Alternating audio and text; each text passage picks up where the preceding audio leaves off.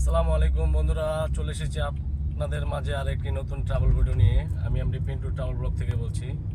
আশা করি সবাই ভালো আছেন। বন্ধুরা, ঢাকা শহরে মোটামুটি সব ফ্লাইওভার এবং অনেক জায়গারই ভিডিও দেওয়া হয়েছে, কিন্তু যাত্রাবাড়ির এখন পর্যন্ত ফ্লাইওভারের ভিডিওটি দেওয়া হয় নাই। তাই ভাবলাম যেহেতু আজকে একা যাচ্ছি চিটাং রোডের দিকে, তাই ভাবলাম যে আপনাদের মাঝে ফ্লাইওভারের ভিডিওটি দেই। আমি এখন ইত্তেফাক মোড় থেকে উঠেছি, উঠে আপনাদের সোজাসুজি আমি ইয়াতে নেমে যাব। সেটা হলো কাশপুরের যে রোডটা আছে এদিকে চলে যাব।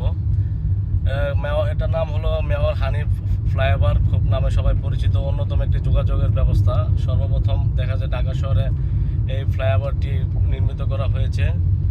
বিশাল বড় ফ্লাইওভারটি, ঢাকা শহরের সবচেয়ে বড় ফ্লাইওভার এখন এটাই। আর হাতে বামে হলো সায়দাবাদ চলে গেছে টার্মিনাল। এখানেও আবার লোক ওঠানামা করে কিছু কিছু বাস টার্মিনালওয়ালারা। সহজে ঢাকা শহরে যোগাযোগের জন্য সবচেয়ে অন্যতম একটি যাতায়াতের ব্যবস্থা হলো এই হানিফ মোহাম্মদ ফ্লাইওভারটি।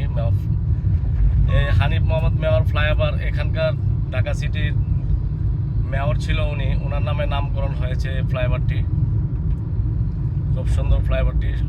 আর যখন জ্যাম লেগে থাকে, মারাত্মক জ্যাম লেগে থাকে, যখন ফাঁকা থাকে মোটামুটি ফাঁকা থাকে। এখন যেহেতু দুপুর টাইম, মোটামুটি ঢাকা শহর ফাঁকা, ফ্লাইওভারটিও ফাঁকা, কারণ সবাই তেলের পাম্পে সিরিয়াল ধরছে।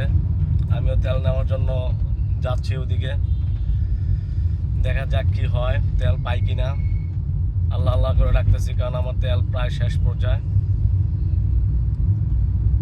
সবাই দোয়া করবেন যাতে তেল নিয়ে আসতে পারি, কারণ তেলের যে প্রচুর ক্রাইসিস চলছে সমগ্র ওয়ার্ল্ডে, শুধু বাংলাদেশে না। বামে গেছে আপনাদের যে রুটটি দেখতে পাচ্ছেন, বামে গেছে পোস্তগোলা মাওয়া, বামে দিয়ে ডানে চলে গেছে। আর আমি যেহেতু কাশপুরের দিকে যাব, তাই আমি সোজাই যাব। খুব সুন্দর ফ্লাইওভারটি। এখানে আবার স্পিড দেওয়া আছে 60 স্পিড। অবশ্যই আপনারা 60 স্পিড মেনে চালানোর চেষ্টা করবেন। বামে চলে গেছে স্টক কোয়ার্টার, কাজলা, সিলেট। সোজাও যাওয়া যায়, আমরা সিলেট চলে গেছে।